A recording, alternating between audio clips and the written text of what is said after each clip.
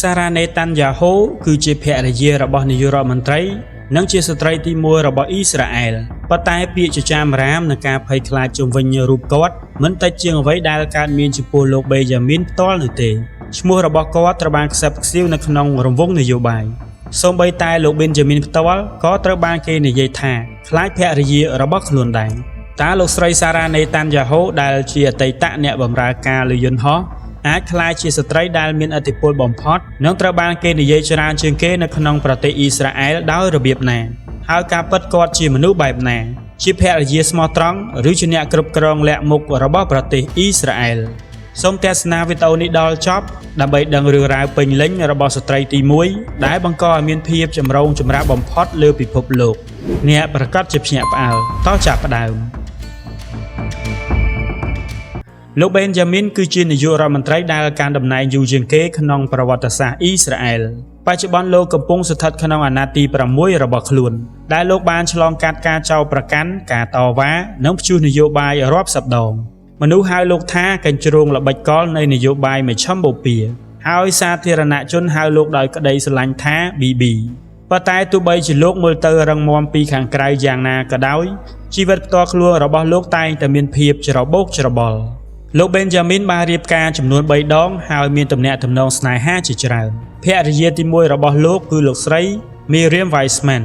ដែលលោកបានជួបនៅក្នុងប្រទេសអ៊ីស្រាអែលនៅឆ្នាំ1972ពួកគេបានផ្លាស់ទៅសហរដ្ឋអាមេរិកជាមួយគ្នាដើម្បីសិក្សាហើយមិនយូរប៉ុន្មានពួកគេក៏បានរៀបការប៉ុន្តែបន្ទាប់ពី6ឆ្នាំនៅពេលដែលលោកស្រី Miriam កំពុងមានផ្ទៃពោះលោកបេនយ៉ាមីនបានជួបនិស្សិតស្រីម្នាក់ទៀតដែលមានឈ្មោះថា Flocket នៅបណ្ណាល័យសាកលវិទ្យាល័យពួកគេបានចាប់ផ្ដើមមានទំនាក់ទំនងស្នេហាលោកស្រី Miriam បានដឹងរឿងបោកប្រាស់នេះហើយបានដាក់ពាក្យលែងលះកូនស្រីរបស់គេដែលមានឈ្មោះថា Noah បានកើតក្រោយពីការលែងលះហើយនាងតែងតែព្យាយាមនៅឆ្ងាយពីចំណាប់អារម្មណ៍សាធារណៈជាពិសេសនយោបាយរបស់ឪពុកនាងជាចុងក្រោយគូស្នេហ៍របស់លោកគឺ Flocket បានក្លាយជាភរិយាទី2របស់លោកនាងជាមនុស្សឆ្លាតតាក់ទាញហើយដើមកំណើតមកពីចក្រភពអង់គ្លេសដើម្បីលោកបេនយ៉ាមីននាងបានបដូរទៅកាន់សាសនាយូដាហើយបានផ្លាស់ទៅប្រទេសអ៊ីស្រាអែលប៉ុន្តែជីវិតសង្គមព្រឹត្តិការណ៍ការទូតនិងភាពតានតឹងឥតឈប់ឈរបានធ្វើឲ្យនាងហត់នឿយបន្ទាប់ពីរៀបការបាន7ឆ្នាំនាងក៏បានលែងលះជាមួយលោកបេនយ៉ាមីនដោយស្ងៀមស្ងាត់ហើយត្រឡប់ទៅប្រទេសកំណើតវិញបន្ទាប់ពីលោកបានលែងលះជាមួយនឹងលោកស្រី Flocket មនុស្សជាច្រើនរំពឹងថាលោកបេនយ៉ាមីននៅបង្ហាញមុខជាមួយនរណាម្នាក់ដែលស្រស់ស្អាតនិងល្បីល្បាញម្ដងទៀតប៉ុន្តែផ្ទុយទៅវិញលោកបានបង្ហាញមុខជាមួយនរណាម្នាក់ដែលខុសគ្នាទាំងស្រុងគ្មានអាជីពធំដុំគ្មានទំនាក់ទំនងវរៈជនគឺមានតែលោកស្រីសារ៉ាប៉ុណ្ណោះតើនាងជាមនុស្សបែបណាពិតប្រាកដហើយតើអ្នកបម្រើការលើយន្តហោះធម្មតាម្នាក់បានក្លាយទៅជាស្ត្រីដែលឈ្មោះរបស់គាត់ត្រូវបានផ្សារភ្ជាប់ជាមួយនឹងរឿងអាស្រូវនិងត្រូវបានគេខ្លាចរហូតដល់មិនហ៊ាននិយាយដល់ដោយរបៀបណាសារ៉ាបានជួបស្វាមីរបស់នាងនាពេលអនាគតនៅលើជើងហោះហើរពីញូវយ៉កទៅកាន់ទីក្រុងតែលអាវីក្នុងអំឡុងពេលសិក្សារបស់នាងបានធ្វើការជាអ្នកបម្រើការលើយន្តហោះមកដល់ពេលនោះលោកបេនយ៉ាមីនគឺជាអិសរជននយោបាយដែលកំពុងឡើងកោតរួចទៅហើយលោកនិយាយថាវាជាស្នេហាដំបូងស្ត្រីសក់ទង់ដែងដែលខ្មាស់អៀននេះបានហុចក្រដាសមួយសន្លឹកដែលមានឈ្មោះនិងលេខទូរស័ព្ទរបស់នាងឲ្យលោកហើយលោកក៏បានទូរស័ព្ទទៅនាងមកដល់ពេលនោះលោកស្រីសារ៉ាក៏ធ្លាប់មានអាពាហ៍ពិពាហ៍បរាជ័យមួយនៅពីក្រោយខ្នងរួចទៅហើយដែរនាងមិនមែនជាក្មេងស្រីឆោតល្ងង់នោះទេពួកគេបានរៀបការហើយមានកូនប្រុស2នាក់ជាមួយគ្នាគឺយ៉ាអេនិងអាវណាក្រុមគ្រួសារមើលទៅរឹងមាំប៉ុន្តែគ្មាននរណាម្នាក់អាចហៅវាថាជាសន្តិភាពនោះទេតែប៉ុន្មានថ្ងៃមុនការបោះឆ្នោតលោកបេនយ៉ាមីនបានសារភាពជាសាធារណៈថាមានទំនាក់ទំនងស្នេហាជាមួយលេខាធិការសារព័ត៌មានរបស់លោកនរណាម្នាក់បានគម្រាមលាតត្រដាងព័ត៌មានមិនល្អប៉ុន្តែលោកមិនបានបដ ாய் ឲ្យវារារាំងលោកនោះទេលោកស្រីសារ៉ាមិនបានចាក់ចេញនោះទេហើយចាប់ពីពេលនោះមកមនុស្សដែលនៅជិតស្និទ្ធនឹងគ្រួសារបាននិយាយថានាងចាប់ផ្ដើមធ្វើសកម្មភាពខុសពីមុនមិនដោយភរិយាទេប៉ុន្តែដូចជានរណាម្នាក់ដែលជាអ្នកគ្រប់គ្រងសូម្បីតែមានរឿងដំណាលអំពីឥទ្ធិពលដ៏ធំធេងដែលនាងមានលើស្វាមីរបស់នាងប្រព័ន្ធផ្សព្វផ្សាយបាននិយាយថាលោកស្រីសារ៉ាមិនអនុញ្ញាតឲ្យលោកឃើញកូនស្រីពីអាពាហ៍ពិពាហ៍ដំបូងរបស់លោកគឺណូអានោះទេអតីតបុគ្គលិកបានរំលឹកថាប្រសិនបើអ្នកធ្វើការជាមួយនាយករដ្ឋមន្ត្រីអ្នកក៏ត្រូវធ្វើការជាមួយលោកស្រីសារ៉ាផងដែរ នាងគ្រប់គ្រងបញ្ជីភ្ញៀវអន្តរាគមលើក្រុមសន្តិសុខនិងសួរសំណួរទៅជំនួយការធ្វើឲ្យលោកស្រីសារ៉ាអាអន់ចិត្តអាចមានន័យថាបាត់បង់លទ្ធភាពជួបជាមួយនឹងលោកប៊េនយ៉ាមីនដោយផ្ទាល់មនុស្សបាននិយាយអំពីបុគ្គលិកលក្ខណៈដ៏លំបាករបស់លោកស្រីសារ៉ាអស់រយៈពេលជាច្រើនឆ្នាំអតីតបុគ្គលិករបស់នាងជាច្រើនអ្នកបានត្អូញត្អែហើយថែមទាំងបានប្តឹងនាងទៀតផងពួកគេបានចោទប្រកាន់នាងពីបទប្រមាថការផ្ទុះកំហឹងនិងសូម្បីតែការកាត់ប្រាក់ខែអង្គរៈម្នាក់បាននិយាយថាលោកស្រីសារ៉ាបានបង្កើតបរិយាកាសការងារអារភាពហើយលោកស្រីក៏បានឈ្នះរឿងក្តីនោះបុគ្គលិកម្នាក់ទៀតបានប្តឹងនាងទាមទារសំណង$30,000ជុំវិញការប្រព្រឹត្តមិនល្អ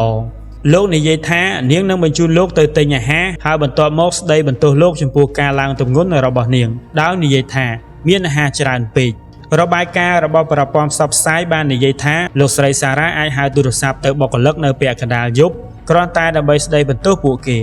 ឧទាហរណ៍ប្រសិនបើពួកគេទិញទៅដោះគោនៅក្នុងកេសក្រដាសជំនួសឲ្យកេសផ្លាស្ទិកជំនួយការម្នាក់ថែមទាំងបាននិយាយថាលោកស្រីសារ៉ាធ្លាប់បានដាស់លោកនៅម៉ោង3ទៀបភ្លឺដើម្បីកម្ដៅស៊ុបសម្រាប់នាងយោងតាមកាសែត The Time of Israel បុគ្គលិកម្នាក់ក្នុងចំណោមអតីតបុគ្គលិកនៃទីលំនៅនាយករដ្ឋមន្ត្រីបាននិយាយថា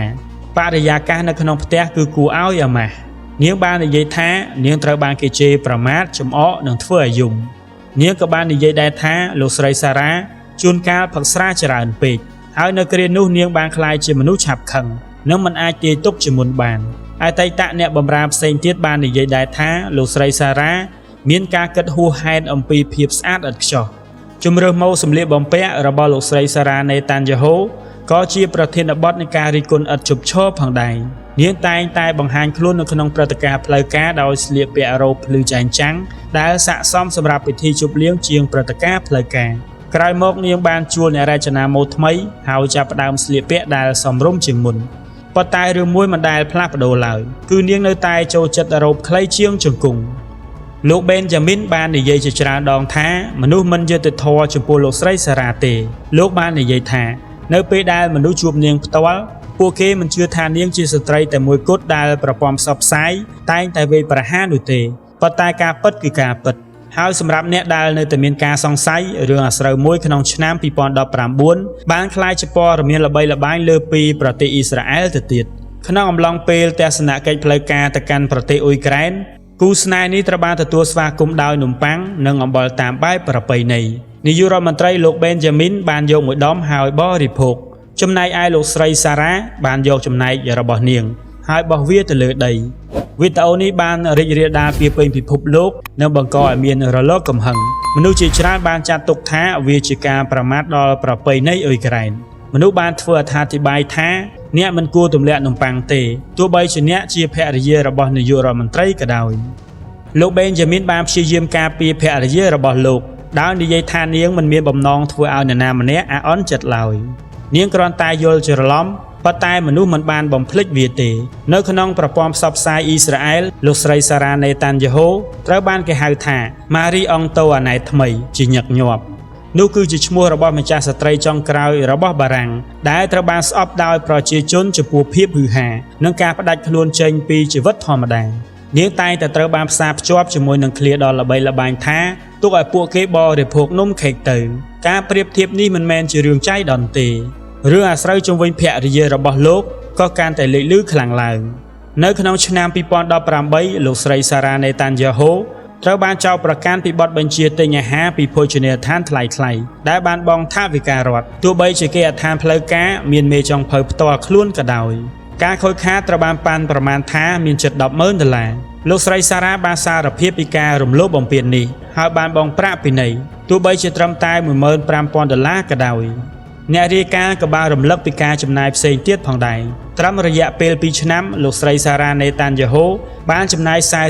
$45,000លើជាងកាត់សក់និងអ្នករចនាម៉ូដគឺច្រើនជាងដែនកំណត់ផ្លូវការទៅដល់3ដងថ្ងៃមួយលោកស្រីសារ៉ាថែមទាំងបានអញ្ជើញក្រុមផលិតភាពយន្តមកបង្ហាញផ្ទះបាយដ៏សាមញ្ញនៅឯគេហដ្ឋានផ្លូវការទៀតផងប៉ុន្តែក្រោយមកអ្នករាយការណ៍បានរកឃើញថាមានផ្ទះបាយមួយទៀតដែលប្រណិតជាងឆ្ងាយត្រូវបានលាក់ពីកាមេរ៉ាចំពោះអំណោយពីដំណើរទស្សនកិច្ចបរទេសប្រព័ន្ធផ្សព្វផ្សាយអ៊ីស្រាអែលបានរាយការណ៍ថាលោកស្រីសារ៉ាចូលចិត្តរក្សាទុកវាសម្រាប់ខ្លួនឯងទោះបីជាច្បាប់ចែងថាពួកគេត្រូវតែប្រគល់វាទៅឲ្យរដ្ឋក៏ដោយ ហើយយើងមិននិយាយអំពីវត្ថុមានតម្លៃជាច្រើនទៀតនោះទេ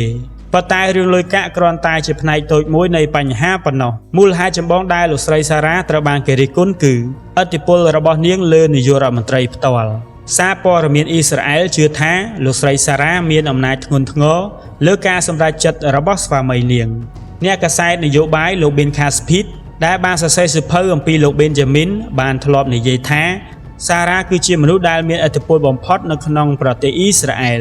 សូម្បីតែមានឥទ្ធិពលជាងស្វាមីរបស់នាងទៅទៀតលោកប៊ីនយ៉ាមីនលាក់ខ្លួននៅក្នុងបន្ទប់ទឹកដើម្បីនិយាយទូរស័ព្ទជាមួយមនុស្សដែលនាងមិនចូលចិត្តអ្នកខ្លះនិយាយថាលោកស្រីសារ៉ាមានសិទ្ធិលុបចោលរាល់កិច្ចប្រជុំណាមួយរបស់ស្វាមីនាងវាត្រូវបានគេជឿថាគូស្នេហ៍នេះថែមទាំងបានចុះហត្ថលេខាលើកិច្ចព្រមព្រៀងផ្លូវច្បាប់បន្ទាប់ពីរឿងអាស្រូវបោកប្រាស់នាងបានយល់ព្រមអត់ទោសឲ្យលោកប៉ុន្តែលុះត្រាតែមានលក្ខខណ្ឌមួយចំនួនរួមទាំងសិទ្ធិក្នុងការគ្រប់គ្រងកាលវិភាគរបស់លោកសពថ្ងៃនេះឈ្មោះរបស់លោកស្រីសារ៉ានេតានយ៉ាហូត្រូវបានគេនិយាយនៅក្នុងប្រទេសអ៊ីស្រាអែលជាមួយនឹងអារម្មណ៍ខុសៗគ្នាជាច្រើនអ្នកខ្លះនិយាយដោយភាពភ័យខ្លាចអ្នកខ្លះនិយាយដោយកំហឹងហើយអ្នកខ្លះទៀតនិយាយដោយការកោតសរសើរបន្ទាប់ពីទស្សនាវីដេអូនេះចប់តើបងប្អូនទាំងអស់គ្នាគិតថាតើអ្វីជាមូលហេតុចម្បងដែលធ្វើឲ្យលោកស្រីសារ៉ានេតានយ៉ាហូដែលជាអតីតអ្នកបម្រើការលើយន្តហោះអាចក្លាយជាស្ត្រីដ៏មានឥទ្ធិពលបំផុតមួយនៅក្នុងប្រទេសអ៊ីស្រាអែលរហូតដល់មានពាក្យចចាមអារាមថានាយករដ្ឋមន្ត្រីផ្ទាល់ក៏ខ្លាចលោកស្រីផងដែរសូមខមមិននៅខាងក្រោមវីដេអូដើម្បីឲ្យadminបានដឹងពីចម្លើយរបស់បងប្អូនទាំងអស់គ្នាជួបគ្នានៅវីដេអូបន្តទៀត